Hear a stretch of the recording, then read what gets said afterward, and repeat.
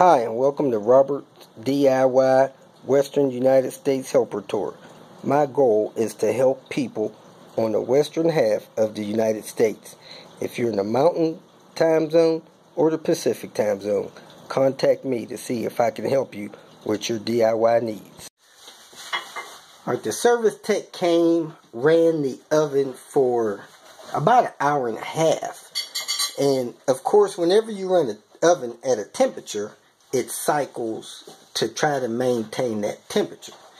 The service tech said that that cycle is supposed to be about a 20-degree swag. So if you set your oven at 350, it should heat up to 360, cool down to 340, come back on, heat back up to 360. So your average is actually the temperature that you set here. So if you hit bake and you set your temperature to 350 and hit start, it should try to maintain an average of 350.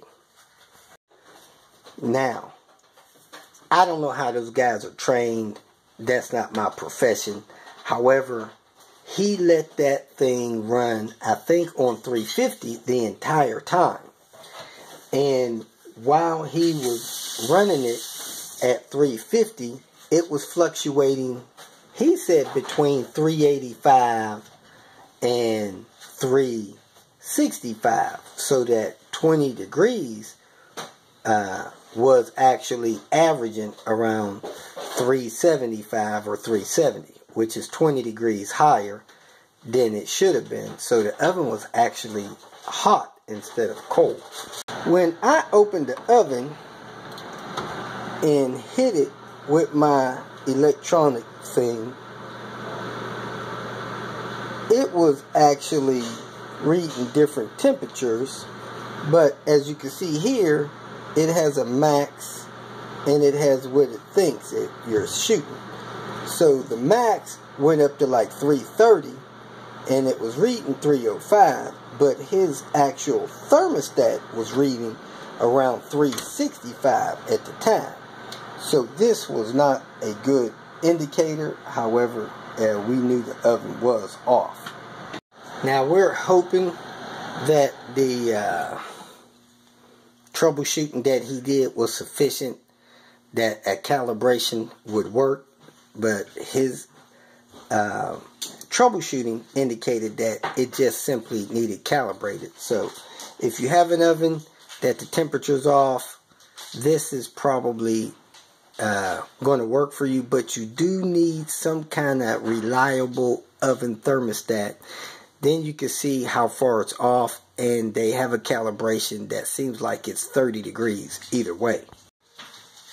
Therefore, if you have an oven, the calibration's off, you verified that with an oven thermostat, this is how you calibrate it. You go to Tools.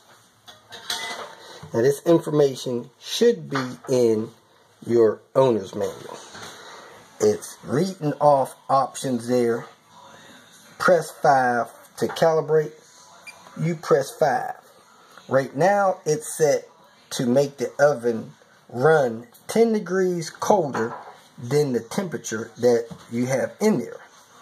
And it says you press 3 to increase the actual temperature. You press 6 to decrease it. So we're going to decrease it to minus 20 because he really indicated that thing was minus 20 off, somewhere around there. And if you keep hitting 3 or 6, it'll keep cycling through things. So we're going to leave it at minus 20. Then you hit start over here to lock in that calibration. And there you have it. That's how you calibrate your oven with this KitchenAid appliance. Now, the service tech also recommended that we let the oven preheat stabilize for 20 minutes prior to cooking. Even if it says it's preheated and it beeps letting you know that it's preheated, let it preheat for 20 minutes before you start cooking. Whether you want to go along with that, I don't know. At any rate, We're going to start trying to bake some more stuff here later, and hopefully this will be set. We're also going to get a oven thermometer to check this periodically. Well, the BMW here has a misfire that's continuing. It's intermittent.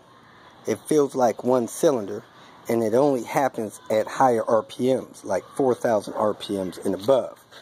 So I'm going to see if my scan gauge will scan it, tell me which one of the cylinders is misfiring, and she's going to take it back to the shop. They've replaced all the plugs, all the coils, so they're trying to narrow down why this thing is misfiring. This vehicle has a weird OBD2. It's got a door that folds out the way. Then you unplug this before you actually see the sensor connector. So let me see if my scan gauge actually fits it, which it should.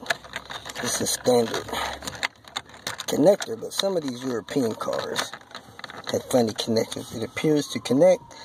Let me put the key in the car. I guess you have to start it to read it, because you can't turn this ignition on to a run position as far as I know. Okay, it does seem like it's reading something. Let me see if I scan it. My plug is acting up.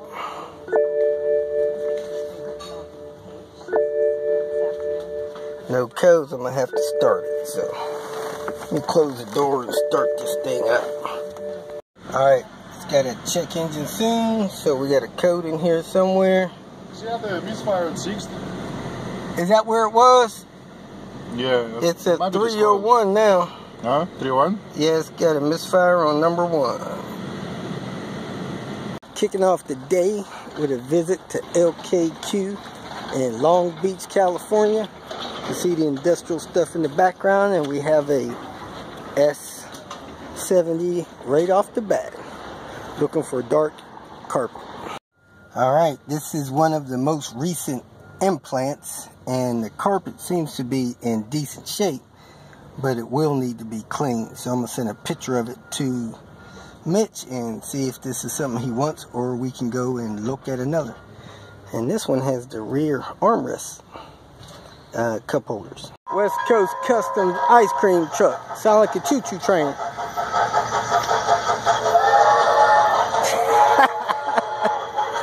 Welcome to Long Beach. If you feel that this information was useful, please like it and share it with your social media friends. You can subscribe to my channel so that you will get notifications of future videos that I post. You can follow me on Twitter, and if you need to contact me directly, please visit my website. And if you have any questions, leave them below, and someone or myself will reply to them. Again, thank you very much for watching.